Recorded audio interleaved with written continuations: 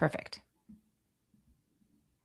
Well, how serendipitous that I had reached out to Anya Kamenetz last week. And I guess you're always kind of the perfect person to talk to about a lot of things, but certainly at a time like this. Thank you for joining me. We are live on the bunch of things. We haven't done this before, but you're no stranger to all types of broadcasting. So I'm glad that you're here with me. Thank you.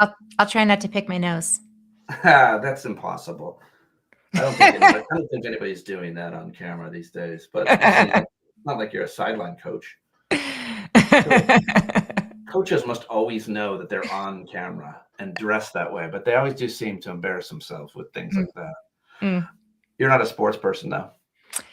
Afraid not. There's only so many things I can love in this life, Pete. What can I tell you?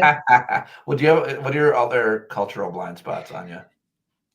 I mean, sports is pretty big. Let's be honest. Yeah, for sure. Superhero movies, I gotta say, like a fair amount of pop music. Not all of it. There is pop music that I really love, but in the top 10. But yeah, I mean, God, the things I don't know that how much time do we have?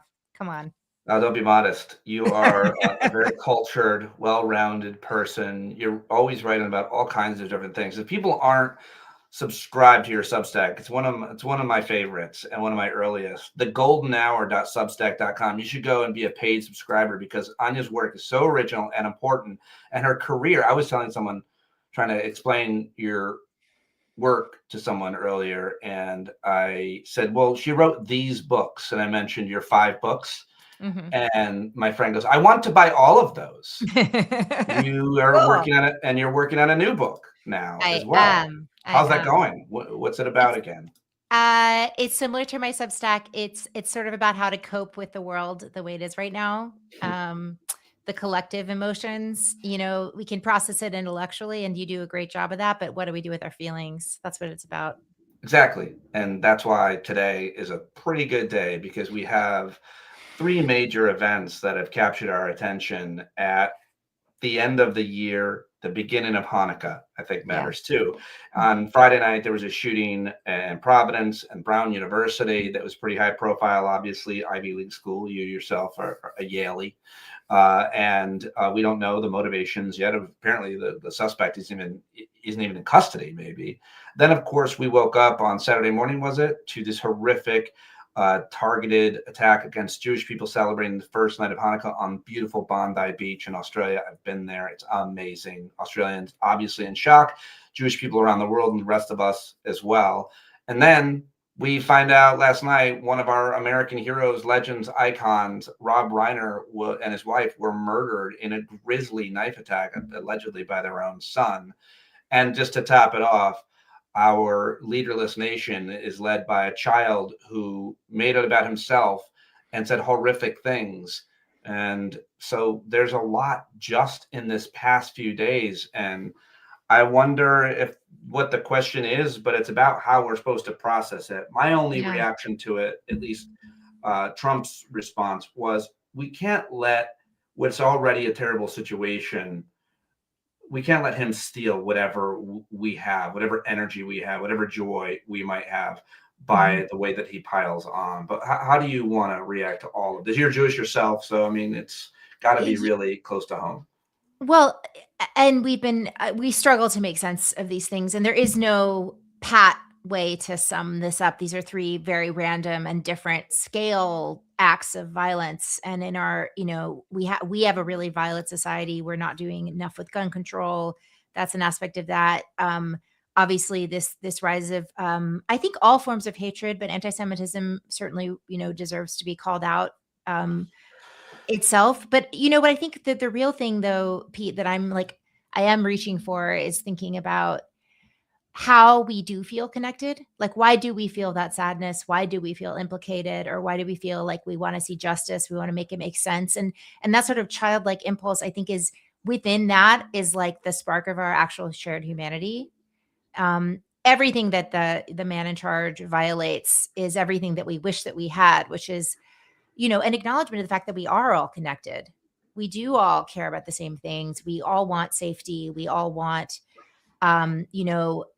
we all want love and meaning. And I think, in the films of Rob Reiner that really united Americans, such incredible films, right? Family favorites, because they did kind of reaffirm that necessity, not only to have our shared humanity, but also have to have things make sense, right? Like classic storytelling, Yeah, yeah. Princess Bride, Harry Met Sally. Like you want things to make sense, and this is one of those moments where it just doesn't. Stand by Me, I think was my favorite. My favorite. My favorite as a child. I saw that film as a child, and it was I counted it as my favorite for so many years. What is that about? That's so interesting.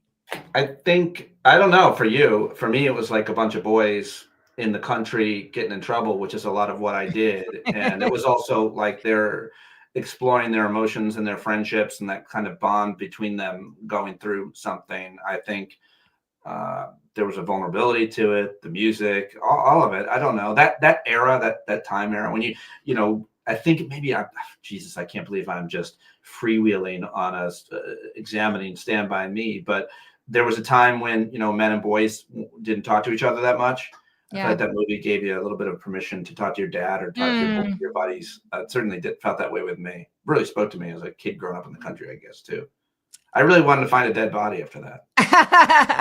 I mean, I think that I was too young to feel nostalgic, but the film is like so full of nostalgia for childhood, and obviously it bridges that now. But um, yeah, I don't know. I mean, it's all of these things are so sad. But all of his work, like all of his work from uh, his early sitcom work with All in the Family to all these movies and his roles, but then his activism Yeah. was second to none. The man was fearless and instrumental. What he did, especially with gay marriage and marriage equality, he did so much on so many different issues. You were telling me that you just talked to a couple of friends of yours that had worked with him. I interviewed him a couple times. Couldn't have been nicer. Couldn't have been funnier. Couldn't have been more passionate. Just a really good guy. He talked to everybody who wanted to talk to him. What did you hear? Yeah. So one of my mentors, Michael Levine, has been an advocate for early childhood his whole career, decades. He worked really closely with Rob Reiner on the pre-marriage equality for a couple of years. Rob got really interested in early childhood and the necessity of the 0 to 3 age group, and how it was partly coming from his own background, his own therapy that he'd gone through, and realizing that those early years are just so determinative, so important, and the necessity of people getting like nurturing care and love. And he was really determined and really thoughtful and really strategic. And they created this sort of what became uh, an exemplary campaign. I mean, they got so many celebrities. They got Colin Powell, Shaquille O'Neal, Tom Hanks, national television specials, magazine articles, magazine cover of Newsweek, just to tell everybody how important it was that you read and sing and talk to your babies and give them nurturing care and love. And they actually campaigned successfully to get the tobacco settlement money used for early childhood intervention. And this was a legislative campaign and became kind of a national model. So it really had all the pieces. And he was so into it. He actually told the New York Times that if he could, he would stop making movies and just do this stuff full time, because that's how much he cared about it. I mean, it seemed like he did it all. I didn't even know about that contribution until I read his obituary today. I had no idea about that, which says a lot because he did so many other things that we did know about. Just one note on this reaction from our commander in thief. This is what I said earlier. I wrote, Rob Reiner's death would have always been a sad loss. The tragic details and violence make it the worst possible scenario. This alone is hard for us to deal with. The last thing any American should imagine should be our country's leader shitting on him less than a day after his death. But of course, it's exactly what he did. As the details to another terrible tragedy roll in, he inserts himself not to remind us of our shared humanity, but to remind us of his daily lack of any. His every breath loaded with hatred and insecurity that spreads like a virus to his supporters. But you don't have to let that sink in. That's my message. Like, I pivot. I didn't want to just comment on it. I wanted to say, don't let it control your emotions for a moment or a day. Let every example of his hatred lead you to finding new ways to share your light during the darkness. Peace be with you during this fucked moment. There are so many ways to just recognize what it's doing to you and then pivot and do something nice for yourself, for someone else? What's your practice? What do you think of that? I think that we're living in this incredible time when everything that's happening is reminding us both of the good that one person can be in the world, the light that one person can be in the world, and the bad that one person could be in the world. Like, never doubt. Look at Donald J. Trump and never doubt that a single person can create a difference in the world, right? And look at Rob Reiner and never doubt it, right? And look at Ahmed al-Ahmed, right? The Syrian refugee who we saw in this viral video sneaking up on a gunman and bear hugging the Crazy. gunman. Crazy that he did that. And amazing. Find the helpers. And Hollywood would dismiss as too pat and too Right. silly, like too sentimental, that, oh, you have a Muslim refugee coming in to remind us that this kind of violence is not about your national origin, and it's not about, that people are meant to be enemies in any way, shape, or form, that every human life is precious. That's like, you can choose to look at whatever part you want to look at, but that's the part I'm choosing. I like that. How do you not let the vile behavior of others destroy your own humanity and the way that you think about them? Oh my God. I mean, the thing that I really want to remember is that Trump feeds off of that energy, right? He knows exactly what he's doing, and Yes. he knows how to be a lightning rod for energy. Yes. And he gives his supporters and his opposition exactly the same thing, which is somebody to hate, somebody to blame, to be angry at. So while his supporters are frothing at the mouth over immigrants, the people that hate him have this like, oh my God, that guy, and he's a stone in our shoe, he's a thorn in our side, he's a fire, he's always something. It's always something. He knows how to insert himself, and he can't help it in a way. It's a wicked instinct. He knows exactly what to say to make himself like, why are we talking about him? Right? In this moment. Giving him power and time as opposed to pivoting to giving that energy to anything or anyone, from your plants to your children, to your friends, to yourself, to your community, and turning that around. I mean, I immediately I feel like now, when I'm able to be mindful enough, and I'm doing so much better at it, hopefully through meditation, to recognize the thoughts I'm thinking, go, oh no, oh hell no, whoa horse, and then turn and do something nice, or a mitzvah. Speaking of Hanukkah, day 2, 3. Yep. Night 2. Yeah. Yeah. I mean, I'm inspired. And speaking of an anti-Semitic attack, anti-Semitism has reached new heights. We're seeing all new kinds. It's horrific. It's maybe the worst it's ever been in our lifetime, in terms of however you want to measure it. And when you see a group of Jewish people targeted this way, to me, my reaction was to reach out both privately to lots of Jewish people in my life, and then publicly to post about just something thoughtful about them and Jewish folks, as well as just the culture and religion that I admire. And I felt like that was the right thing to do. Do you want people, as a Jewish person, to reach out to you? Is that annoying? Is it virtue? Is it like signaling? Is it because given the anti-Semitism, and given that you're not sure who your friends are these days, it might seem like you're alone. That's what I've been hearing.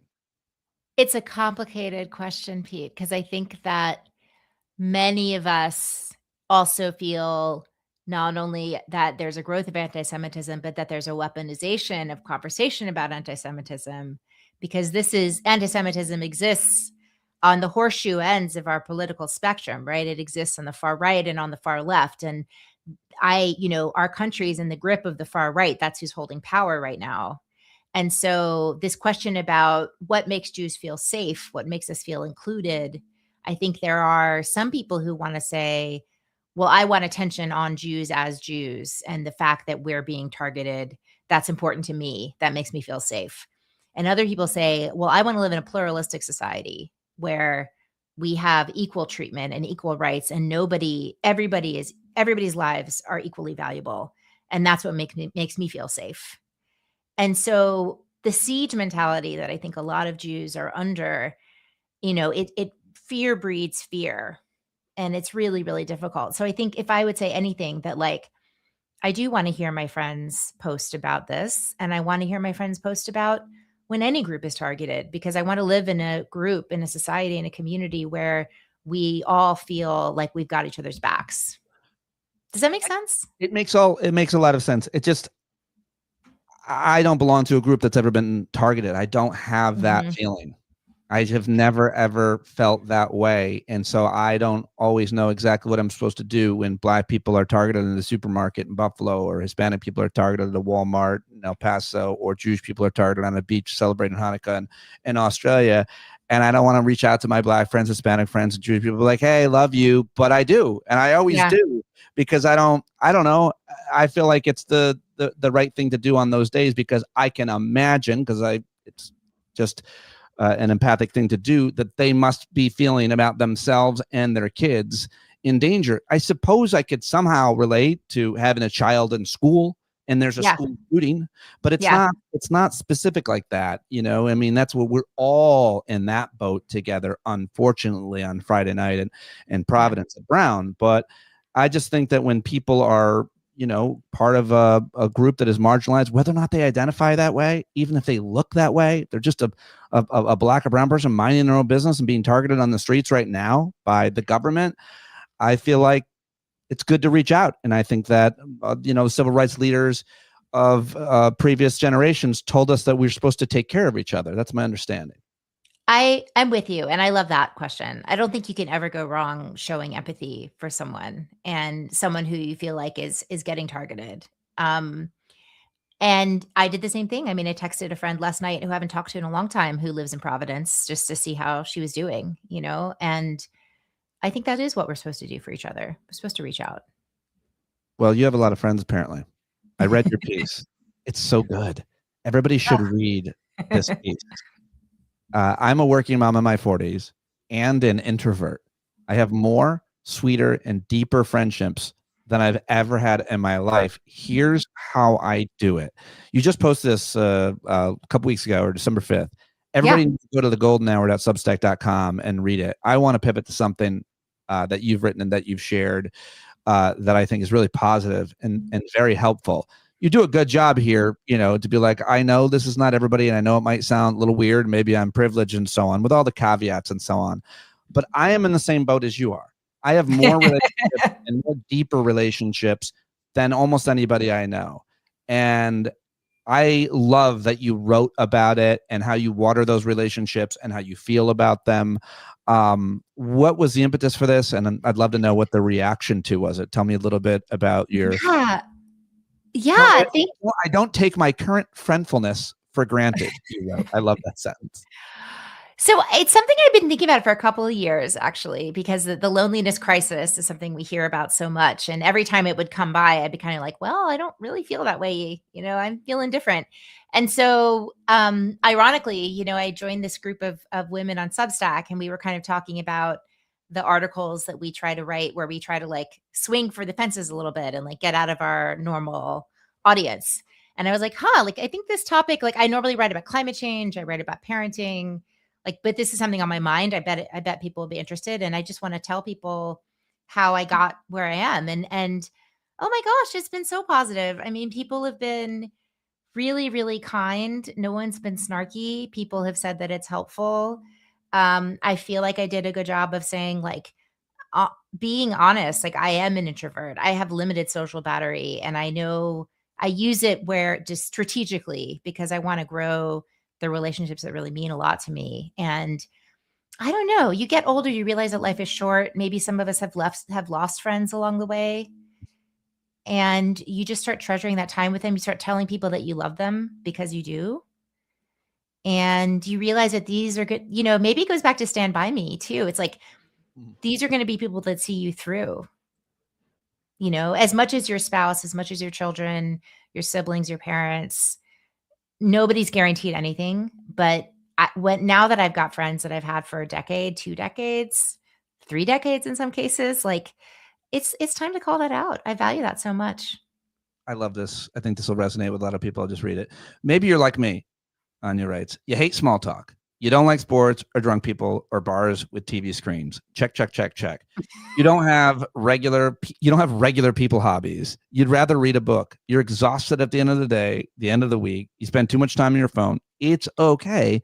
You can still have better friendships than you do now. And this is like, then you have a list of things that you've done.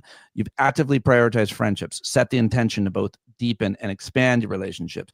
You were able to somehow be more vulnerable. You join some groups, and apparently you say virtual groups are all right, Zoom groups and so. And you say you learned from the extroverts because you're an introvert. So let me tell people to go read that and go pay for a subscription to Anya's Substack because she's one of the best. But that one, number 4, you're an introvert, and what does that mean? And how did you learn from the extroverts? What does it mean for you? What it means for me is that I am, like I said, I get drained by being around people. I'm not like thirsting. Like I just have to I know that I can do like one night during the week and one night on the weekend or 2 nights on the weekend, and that's it. So that's for me. But I have lots of friends who, thank God, they're the connectors and they live to fill up a room, and they host the potlucks. I have friends that hosted a monthly potluck for like 10 years, and a friend, I went ahead and went to this. She hosts a Christmas windows walk. This is a Manhattan thing, right? So like walk around, look at the Christmas decorations in Manhattan. She's doing that for like 13 years. And so that's a 0 budget activity. She just gathers people together with a little beverage and they go strolling. And so people that have these kinds of rituals that bring people together, and you just have to show up and be a enthusiastic guest and be part of that and appreciate the people that are in your community that really glue things together. You also write that you expect conflict and friction. People are flawed. I'm flawed. I don't believe it, Anya. Spending more time with others brings those flaws to the forefront. Friendship is a relationship of free individuals who choose to be together without formal obligation, and that's what makes it beautiful. But friends aren't meant to be everything to each other. Sometimes you'll need to take space. Sometimes you'll need to say, ouch, or I fucked up. I'm so sorry. Sometimes you need to say, she's a fun tennis partner, but I can't trust her with secrets. That's rad. By the way, I don't play tennis. I know that wasn't like, there's no way you wrote that you played tennis because one of your friends might have read that, like, she's talking about me. Yeah. I knew that wasn't real. But I just think that's really important to mention, expect conflict, expect friction. It's okay. That's okay. I just hear a fair amount of people talking about the friendship breakup. And I think that it can feel so devastating because we don't have a good template for it in our society. And maybe girls talk about this more. Maybe guys are more likely to, not to totally stereotype, but like guys might be more likely to just drift apart. I was thinking that gender thing when you said it, actually. Yeah. Yeah. I mean, but it's how we're socialized and it's, whatever. But there are these sort of cultural scripts that we do tend to follow. And I think you can just kind of normalize the fact that people can come in and out of your life and there can be changes in relationships, but there can be repair. And I've seen so many things get better with time where you're kind of like, well, what were we so pissed off about? I actually don't remember, and maybe that's the benefit of getting older. Right. I really hate, like, this is along those lines, but it's friction and conflict. They're inevitable. What I can't deal with in my life, whether it's my parents or my closest friends, I can't deal for very long with acting like something didn't happen and just hoping it will go away. Yeah. Because I think like that passive aggression, I think that it makes it worse. So I pretty much, sometimes I take a day, but I peel that scab. I get right after it. I'm like, listen, I address it because I don't want to sweep it under the rug because I know it's super uncomfortable. I'm probably better at it. I don't avoid conflict very much. I don't look for it, but I know it's going to get worse. Yeah. If it's someone I care about and I don't address it, I'm going to be resentful. I do not hold grudges. I cannot deal with it. So I address it. And guess what? People don't like it. I'm sure I could do it better, but people are uncomfortable with it. Hey, that thing you did or said really upset me. I want to put that boundary up, but people don't like it, but I have to. I can't move on. and stay You close. gotta be the way you are, and you gotta be able to be, and then it's like if people can meet you there, then that's great, and you'll get even closer. And if they Yes. want to like pretend like it never happened, then Yeah. but then here's it's like don't go to the hardware store for oranges. Like if somebody can't handle it, then you don't ask that of them, and that is a different kind of friend. And I think that's okay. I do, because your life is full of all kinds of different kinds of people, Yeah, and I think that it's one of those things, going back to what we said earlier, that I think is a perfect example of what you can do here to water a relationship is sometimes when shit happens in life that's completely not connected to a friend. Yeah. I actually reach out to a friend apropos of nothing, but hey man, how are you? Yeah. Like just it making a connection with someone you haven't talked to, watering that relationship as a result, as one of my options of modalities of things to do on a crisis day, a crisis weekend, whatever, whether it's in my life or the poly crisis, as you say, reaching out to someone and making contact that you haven't heard from, or even a good friend, just connecting, all of that waters the relationship, and they appreciate it so much. And so do you. I love that so much, and I'm gonna have to dip really soon here, but yeah, I just want to I got to credit this as this is a guy friendship. My husband and his best friend since 4th grade. Whenever he's heading home from the airport, he'll call my husband. So that's his ritual. He only flies once a decade. He flies constantly. He flies like twice a month, but That's awesome. that's the ritual that he created. Love it. Yes. Yeah. Great. Read for more to learn more about this and everything else. The Golden Hour. Go read it. Go subscribe. Go get a paid subscription. Follow Anya on Blue Sky. Get all of her books. Thank you so much for joining me today. We got to do it way more often. I really appreciate you as always. Anytime. Thanks so much, Pete. Thanks for everybody who watched live. We'll talk to you later. All right. Bye.